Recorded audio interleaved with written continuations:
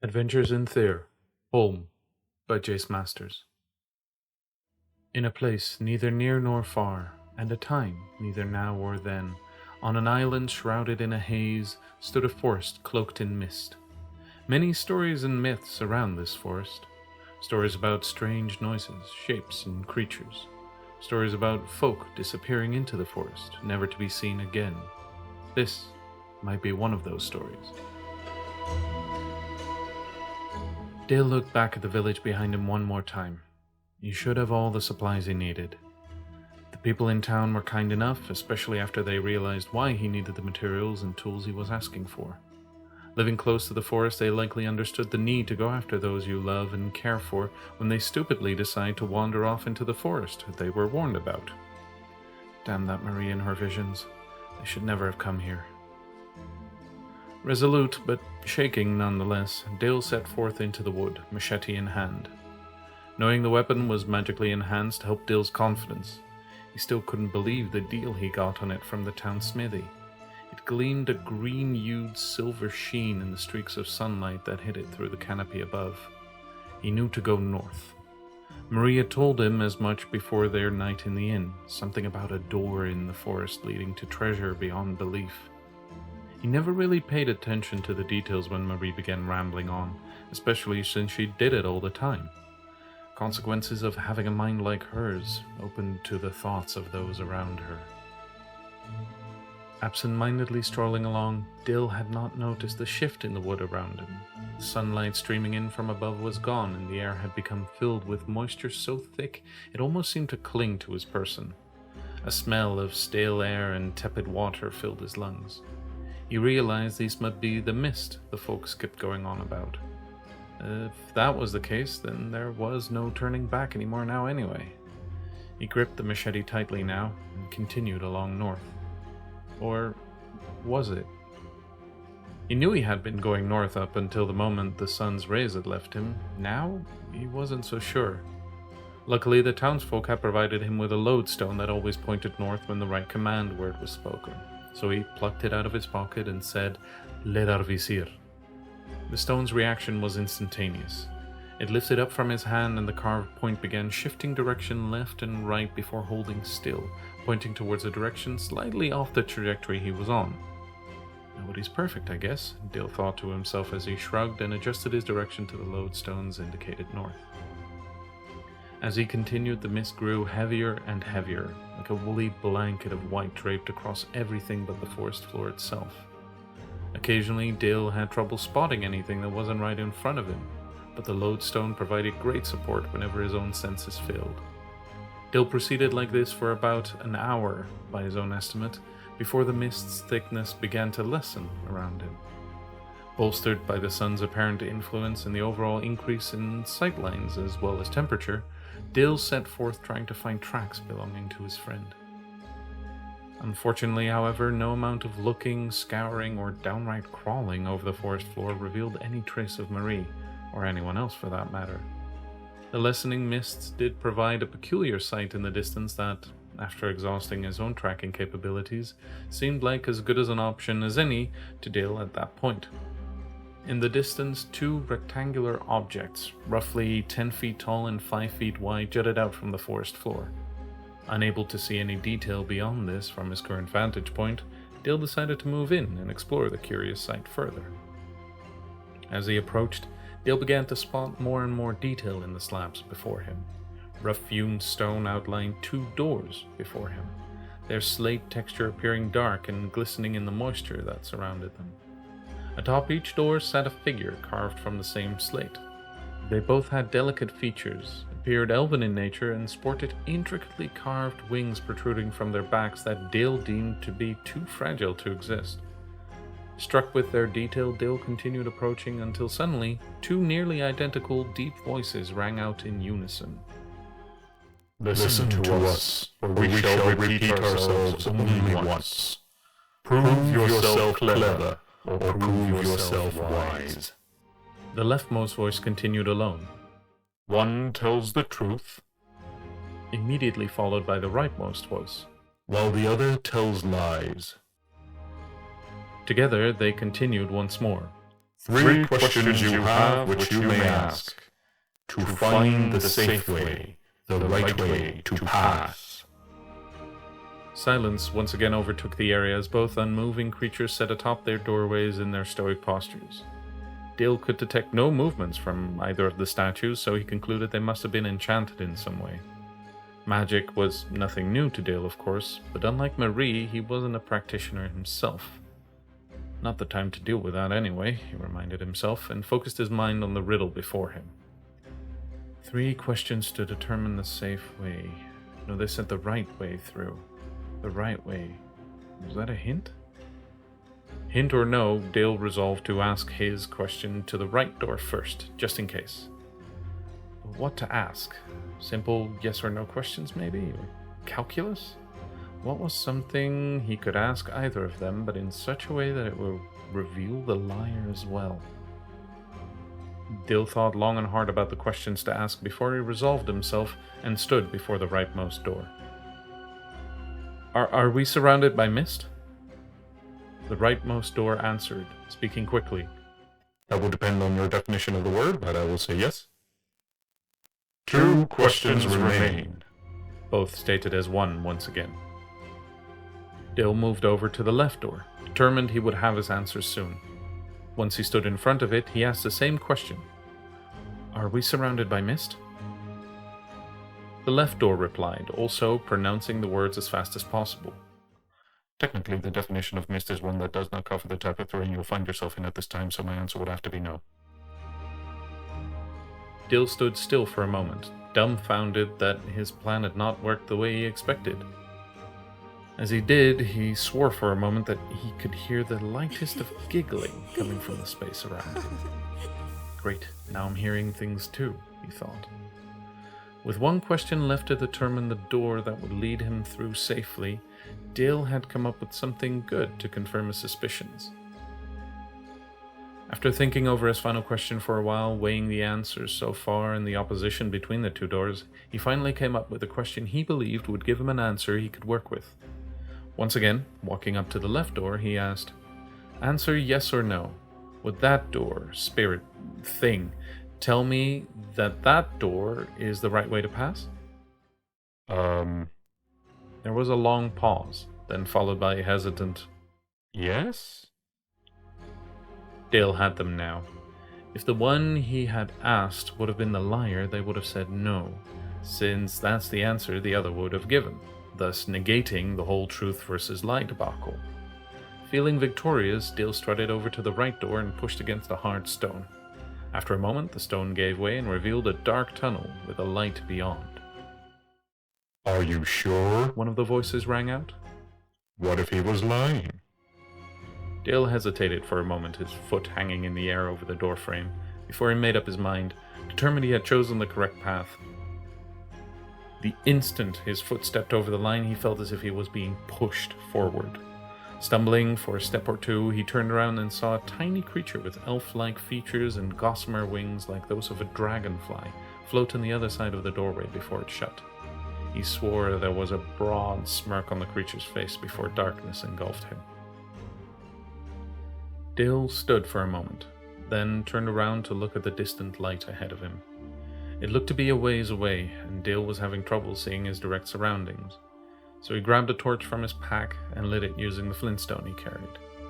The sparks quickly carried over as the torch burst into flames, temporarily blinding Dale before his eyes adjusted. The tunnel was surprisingly quiet, the only audible sound coming from the torch's flames licking the materials they were consuming. As he took in his immediate surroundings, Dale noticed the walls were nearly completely covered by fungi of some sort. A matted web of grays, greens, purples, and occasional blues smothered the walls of the tunnel, giving it an otherworldly feel. Spores lazily drifted by on the slight wind produced by the flame's heat and Dale's own breathing. Though unsettling, Dale felt strangely at ease here, like the world outside was of no consequence now. This would lead to Marie, no doubt. Sound in his reasoning, he began his path forward toward the light at the end of the tunnel.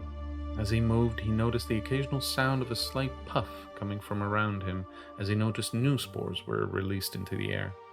Curious but calm, he continued along his path. As he walked, he felt his limbs grow heavier and heavier. His mind reassured him it was just fatigue, as he had been going for some time now. He might just need to take a rest. His eyes, barely open at this point, saw a particularly inviting patch of moss and lichen that would do as a makeshift seat for a short break to rest his weary legs. Thinking no further on it, Dale immediately plopped down in a cloud of spores and set his torch beside him. Looking to his left at the light at the end of the tunnel, he thought about how far that looked away before he laid back into the wall and closed his eyes for just a moment. As Dale opened his eyes, he saw the cave had been replaced by a hazy orange and golden sky, dimly lit by a setting sun. The air around him sultry and warm, and the soft breeze carried the scent of ripe citrus fruits with it. Looking around as he got up from the grass bedding beneath, he discovered that he was indeed a far cry from the cave he had fallen asleep in. He appeared to be in a city of sorts, ruined, but as indicated by the burning torches and distinct everlight candles, still inhabited. Shapes of figures moved in the distance, always out of focus, but there nonetheless. It wasn't until then that Dale discovered he wasn't alone in the grass. Beside him, curled up in a tiny ball of multicolored scales in various hues of blues and purple that seemed to change as they looked at him, lay a small creature. Among the blues ran a spine of red outcroppings down the length of the small creature, ending in a sharp-looking tail akin to a stinger. Though they were folded onto its body currently, Dale could make out a pattern of stripes and dots in the overlapping wing membrane, not unlike that of a butterfly. As he sat there regarding the creature, the urge to touch it eventually became too great and he reached out with his hand. As he did, the creature's eyes, closed until this point, opened to reveal inky black voids filled with stars and a center swirl leading to a bright pinprick where Dale assumed the pupil would be. The sight stopped his hand from reaching as it hovered in midair. "Morning," the ethereal voice resounded in Dale's head. "Were you about to pet me?" Dale hesitated, looking at the creature. "Well, were you?" Still flabbergasted at the creature's ability to speak directly into his mind, Dale stammered without any coherent words coming to him at the time. "Of course, I got the broken one." "Not broken," Dale finally managed to pronounce. "Just surprised." "What?" The creature stretched, displaying the full splendor of its colorful body and wings. "Never seen a fey dragon before?" No." "Well, I'll be a newbie." The small drake produced a puff of smoke as it snorted. "And here I thought those were rare." "What do you mean?" "Well, we don't really get a lot of newcomers here, to be fair, so if two pop in a short span of time, that's a great deal." "Newcomers?" Dale got to his feet. "Where am I?" The drake lifted itself up and graciously flapped its wings to come up to eye level with Dale. "Don't you know? What do you remember?" Dale thought about where he had come from, but most of it was blank. "I'm not sure, actually. I remember looking for someone, and then a tunnel?" The drake suddenly lopped in place in the air before him. "Don't worry too much about it. It's fine. You're here now." Dale realized he should be worried about the missing memories and that not being able to remember things was likely something bad, but he also felt that warm breeze and the gentle caress of the sun on his skin, and that almost instantly seemed to wash those worries away. "All right then," he said while stretching. "Where am I?" "You're in the Feywild, a place called Holme."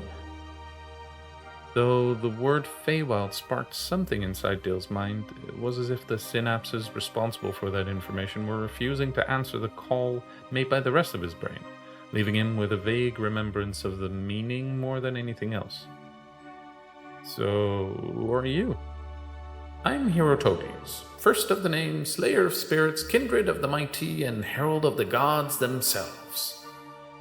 There was a brief moment of utter silence as the Fey Dragon hovered in front of Dale's face with its chest pushed forward as far as possible before the creature snorted, releasing a puff of smoke, and proceeded to flood Dale's mind with the most exuberant laugh he had ever experienced. This lasted for a minimum of a minute before the creature seemed to regain its composure and focused its attention on Dale once again. "You should have seen your face. Priceless." A few snickering bursts of laughter rang out in Dale's mind again before the fey creature continued. You can call me Malin if you'd like, but names are more flexible around these parts. They have powers, you see, so best come up with something yourself than use the one given to you by others. Okay, Malin, you can call me... Dale was drawing a complete blank. Inspiration had left him, and a void had taken its place in its mind. Then a memory of a name and a person came flooding back to him. Call me Mara. Mara, huh? Fey creature's starry eyes seemed to narrow for a moment. Funny. We have another one who called herself Mara or something like it when she came here. Came in just a couple days ago. Changed it to Down now, though. Dale jolted up straight immediately. Could I see them? Excitement must have been clearly audible in his voice because the dragonling almost looked like it smiled, bearing rows upon rows of razor-sharp teeth for a moment. Sure, Mara, let's go see Dal. The fey dragon led Dale, now Mara, through the ruins of the city around them.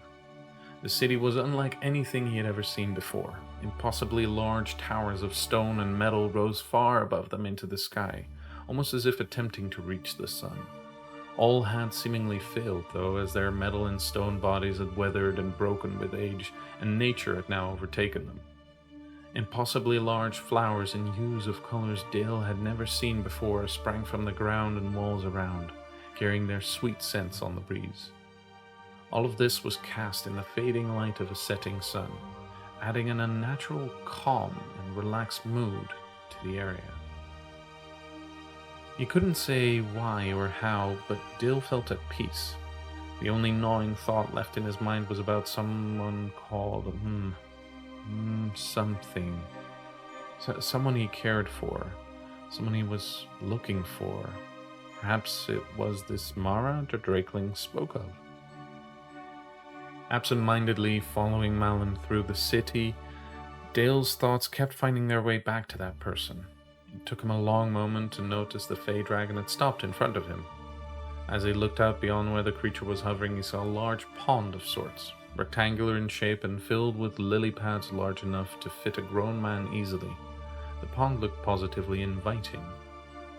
Then his eyes spotted a figure sitting on one of the nearby pads, and his heart jumped and skipped a beat. Sprawled out on top of the pad lay a beautiful young woman, clad in little more than a sheer dress made of a smooth lime-colored cloth that clung to her form. She'd clearly just had a swim, as her nigh crimson hair was still dripping with moisture. As soon as she spotted him and his draconic companion, she once more dove into the clear water and emerged in front of them a brief moment later. As she rose up out of the water step by step, Mara felt his cheeks flush despite his best efforts to remain calm. Mara, meet Dal. Dal, meet Mara.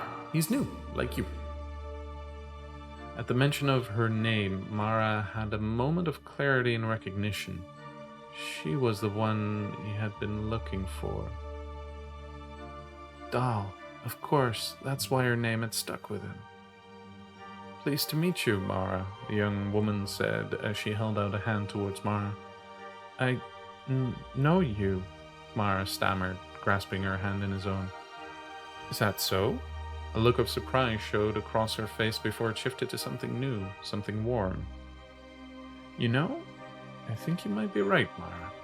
He squeezed his hand and pulled him towards her. Stumbling forward, Mara half-stepped, half-fell into her arms as she simultaneously let herself fall back into the water. With a loud splash, the two tumbled down into the water, soaking Mara instantly. As he rapidly attempted to make his way back to the surface, he felt her body move with his, smoothly and slowly. The touch had an immediate calming effect on him, and as he emerged, he saw her face, half submerged still, stare at him intently before she rose up and spoke. I think we'll be fine, Malin. I'll take care of Mara here. A wide smile broke across Dal's face. Mara once again felt the blood rush to his cheeks as he quickly lowered his face into the water, smiling broadly as he did. It was that time of the month again. Time to see what the rift had coughed up and to see if his materials had been returned to him. Being the smithy of Pokahu was a profitable, if somewhat morbid, job. Every month, new adventurers from the main continent of Beyond would make their way to the island in search of glory and gold. Every month, he'd be able to sell them the best items at the most affordable prices. And every month, he would be able to claim his sold wares, or most of them anyway, from the boneyard on the other side of the mountain. He didn't know where the adventurers went, nor did he care much. All he cared about was making enough gold to finally move away from the island for good. It was so close now. Just a few more months, a few more adventurers, and he'd be able to barter passage off the island and buy himself a nice plot of land somewhere on Mimiria. Maybe he'd go north, towards the cold. He'd heard there was a town that had recently made a name for itself within the United Cities of Northreach. Maybe they needed a good blacksmith. As he scoured the veritable mountain of bones, both old and brittle and new and still decaying, he thought of the young couple that had recently come through. He sold one of them one of his finest swords. He really wanted that back, and always fetched a nice price when sold to novice adventurers. After toiling through the field of bones for some time, his search paid off. Alongside a backpack with nary a scratch on it lay the familiar machete, gleaming with its telltale green-tinted blade. Still unused, the smithy thought. Guess that kid didn't put up much of a fight. Picking up the blade and a few other assorted items, he returned along the well-known safe path back into town, just in time for the next shipment of would-be heroes.